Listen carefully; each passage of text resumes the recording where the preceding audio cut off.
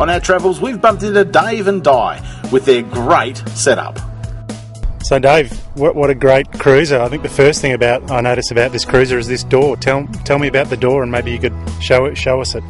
Yeah, well, we spotted this the cruiser on the internet.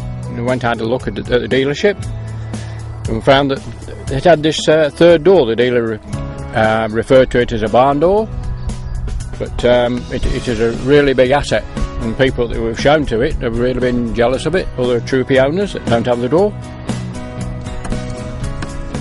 Tell us the origins of this barn door. That fluorescent tape might give us a clue.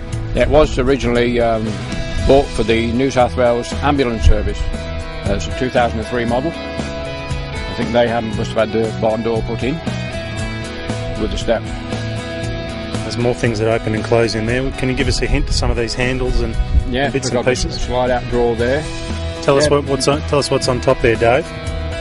That's the toilet up there, and just this lift up there just to access any available space that we can get to just down the side here mainly.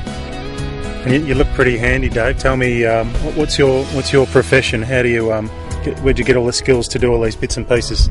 Well, I was originally an engineer's machinist, and then went to a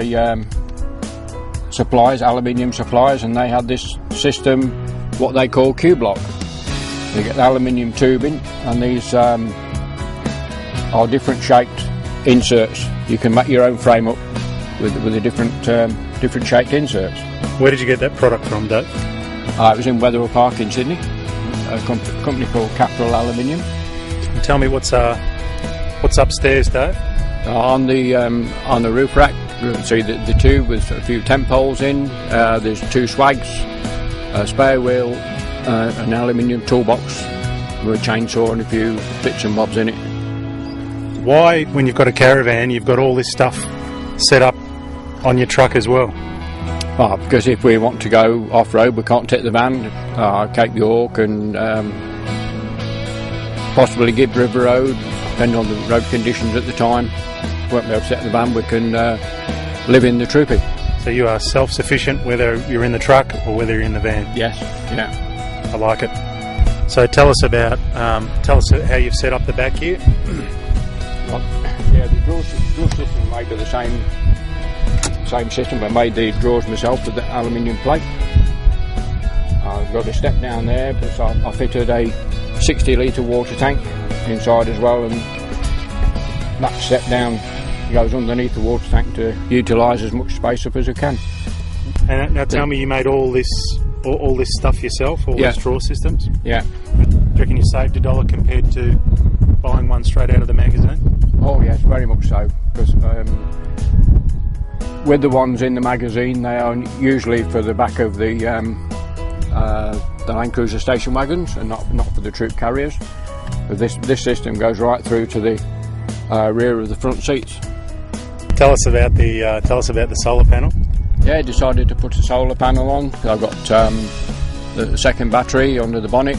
Let's just talk through each one of these sort of aftermarket accessories for me, Dave, and what the purpose, brand name and what the purpose of the product is. C-Tech battery charger. The solar panel is connected to it, and both of the batteries are connected to it.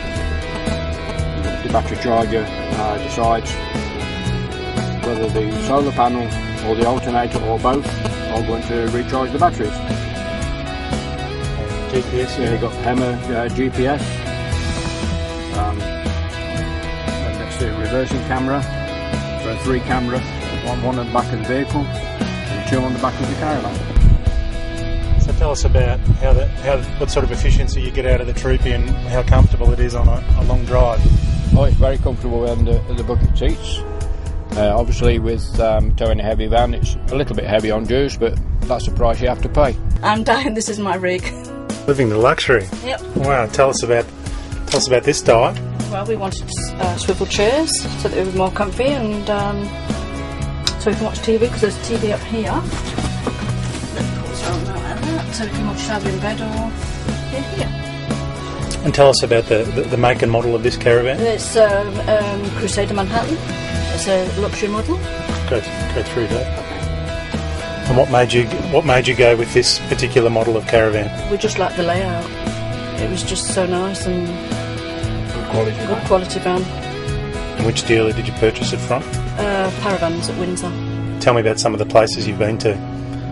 Oh. We've been down. We went to Bateman's Bay and down the coast to Eden. Stopped at Eden for a while. It's absolutely beautiful in Eden. And just we camped around basically until we got here. Fantastic. And so tell me something about some of the other features in here. It's a generous sized bed for a caravan. Yes, that's a queen bed. That's a queen. This is the washing machine, a automatic washing machine. There was also a tumble dryer in this model, which we didn't want, so we had taken out and a carpet put in instead.